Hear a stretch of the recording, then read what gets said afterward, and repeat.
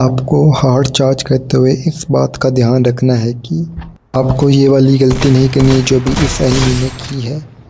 इसी पॉइंट पे ज़्यादातर बंदों का बुया मिस होता है।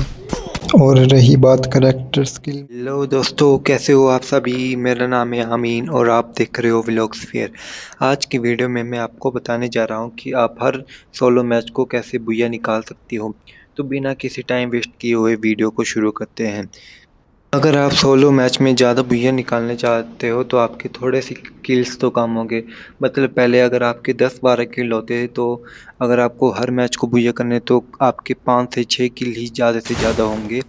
सबसे पहले इजेक्ट वाले बटन के ऊपर ये शो हो जाता है कि अभी कितने बंदे प्लेन के अंदर है। जब ये 10 से कम हो जाए तो फिर आपने मैप ओपन करके हार्ट के ऊपर क्लिक कर देना है और प्लेन आपको एग्जैक्ट लैंडिंग की टाइमिंग बता देगा और आपको उसी समय कूद जाना है। आपको उतरते ही कोई लूट वगैरह नहीं करनी है, सीधे आपको हार्ड चार्ज करने पे लग जाना है। क्योंकि जब भी बंदे नीचे उतरते हैं तो सबसे पहले थोड़ी सी लूट करते हैं, फिर ही हार्ट को चार्ज करते हैं। आपके पास ऐसी भी मिनी यूज़ी होगी तो फिर आप मिनी यूज़ी से भी बंदों को मार सकते हो। अगर बंदे का रश आ जाए तो मिनी यूज़ी से आप बंदे को मार देना। मिनी यूज़ी की भी थोड़ी सी आपको प्रैक्टिस करनी पड़ेगी ट्रेनिंग पे। मिनी यूज़ी को थोड़ा सा मास्टर कर लो। वैसे मिनी यूज़ी इतनी टफ भी नहीं है चलाना। हार्ड चार्ज हो जाने के बाद आप लूट करना, जो भी गन आपको अच्छी लगती है चलाने में वो ले लेना और टोकन भी कलेक्ट करना ताकि हम आगे जाके अर्सनल को भी खो सके। और किल भी करना, अगर आप 1-2 किल करके सिर्फ मुझे करोगे तो फिर एंड में आपको ज़्यादा प्लस भी नहीं मिलेगा। आपको ये वाली गलती नहीं करनी है जो अभी इस एनिमी ने की है। आप जब भी कहीं पे 1v1 फाइट में सोलो में मारो तो आपको फिर से वहीं पे लैंड नहीं करना है, क्योंकि आपको हमें बुया तो मिस करना नहीं है। तो थोड़ा सेफ लैंड करो, थोड़ी लूट करो ताकि बुया मिस होने के चांसेस कम हो जाए। क्योंकि हम हमारी रैंक अभी प्लेटिनियम या डायमंड पे तो है नहीं, हम हीरोइक और मास्टर के प्लेयर हैं। तो सामने वाले एनिमी भी नूब नहीं होंगे और हम भी नूब नहीं है। तो औरों को भी कम नहीं समझना है और ना ही हम कम हैं। तो फिर आपको थोड़ा सा सेफ लैंड करना है। अगर आप रैंक पुश कर रहे हो, आपको बुहिया से मतलब नहीं है तो आप वहीं पे कूद सकते हो। पर आपको बुहिया मेंटेन करने है, स्ट्रीक मेंटेन करनी है तो आप फिर से वहीं लैंड मत करना। आप वीडियो को बैक करके भी देख सकते हो, ये वही वाला एनिमी है जिसको मैंने पहले भी मारा था।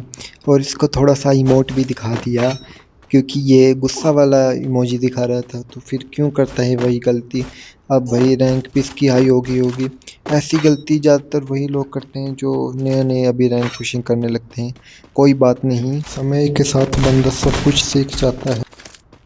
अब आपको किल्स करने पे फोकस करना है। यहाँ पे फाइट हो रही थी तो मैं यहाँ पे थर्ड पार्टी कर देता हूँ और यहाँ पे मेरे को 1 किल बड़े आराम से मिल जाते हैं।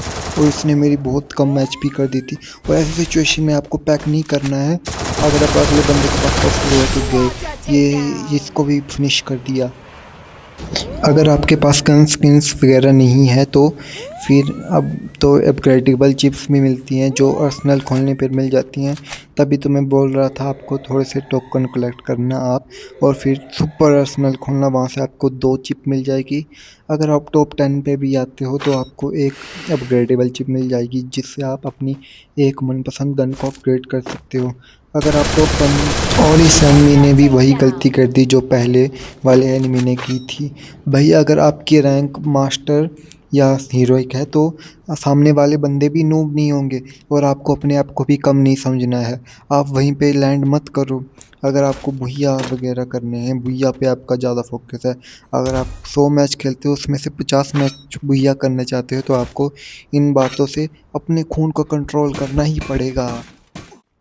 और आप हेडफोन लगा के खेलना या फिर फुटस्टेप पे वाइब्रेशन ऑन कर देना ताकि आपको कोई बंदा पीछे से ना मार पाए। जैसे इसने मेरे को मारने की कोशिश की, अभी इसको तो मैं मार ही दूंगा और मार भी दिया इसको। और आपको स्क्रीन के चारों तरफ ध्यान रखना है। आप पूरे पूरे स्क्रीन पे आपको चारों तरफ दिखना चाहिए, पूरा ध्यान होना चाहिए। और आप खुली जगह में जाने से ज़्यादा उस खुली जगह जाने से अवॉइड करना, ताकि आप थर्ड पार्टी या M249X ऐसी मशीन गन वाले बंदे से बच पाओ, क्योंकि अगर M249X वाले बंदे से आप परमानेंट कवर के विदाउट अगर आपकी फ़ाइट होगी तो ज़्यादा चांस है कि आपको M249X वाला आपकी ग्लू फोड़ के आपको मार दे। अब यहाँ पे मेरे को एक एनिमी दिख गया है, चलो अब इसको मारते हैं। आप में से कुछ लोग सोच रहे होंगे कि मेरे को एनिमी कैसे दिख गया, क्योंकि आपको रिकॉर्डिंग में तो दिख नहीं रहा है, क्योंकि मैं उस समय स्मूथ में खेल रहा था और ये वीडियो अल्ट्रा में रिकॉर्ड हुई है। और चलो इसको अब मार देते हैं। ये बंदा खड़ा ही क्यों था, शायद इसका भी नेट चला गया होगा, तो इसका भी मैंने फ़ायदा उठा लिया भरपूर और इसको भी फिनिश कर दिया बिल्कुल। अब सीधा जोन में जाने की तैयारी करते हैं, क्योंकि अब इसके बाद जोन भी बहुत काटने लगेगा और जोन में फंस के हमें तो बिल्कुल भी मरना नहीं है, क्योंकि भैया हम मिस नहीं करना है। यहाँ पे जोन भी अब छोटा हो गया है और मेरे को अभी फायर की भी आवाज़ आई है, तो मैं चल पड़ता हूँ थर्ड पार्टी करने, क्योंकि ये अब डू और डाई की सिचुएशन है।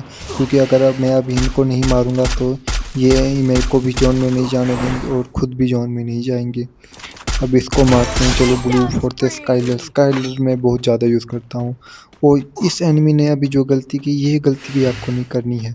अगर आपके पास मीशा नहीं है तो आपको गाड़ी के अंदर नहीं बैठना है। जैसे अभी ये एनिमी मर गया, अगर ये अभी गाड़ी में न बैठता और मेरे से फाइट करता तो क्या पता ये जीत भी जाता।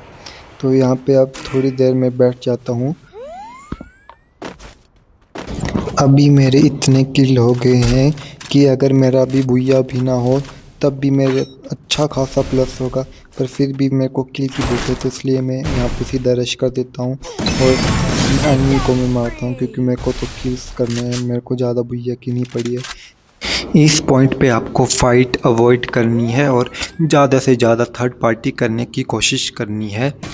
इस पॉइंट पे थोड़ा सा लक फैक्टर भी यूज़ होता है। अगर जोन ही आपके ऑपोजिट साइड बने तो फिर आप कर भी कह सकते हो। जैसे अभी जोन ऑपोजिट साइड बना है और ये यहाँ पे एनिमी भी है। अगर मैं अभी इससे फाइट नहीं करूँगा तो ये ना खुद जाएगा और ना ही मेरे को जाने देगा।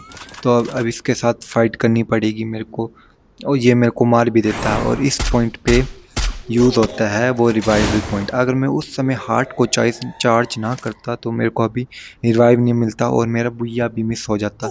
इसलिए मैंने आपको स्टार्टिंग में कहा था कि आपको थोड़ा हार्ट पे ही एकदम कूद जाना है और हार्ट को चार्ज करना है, ताकि अगर आप लास्ट में मर भी जाओ तो आपको रिवाइव मिल जाए। और रिवाइव होने के बाद आपको सेफ जोन के अंदर नहीं कूदना है, आपको सेफ जोन के बाहर ही लैंड करना है और वहाँ के जितने भी थोड़ा बहुत रिसोर्स जो भी बचा है उसको कलेक्ट करना।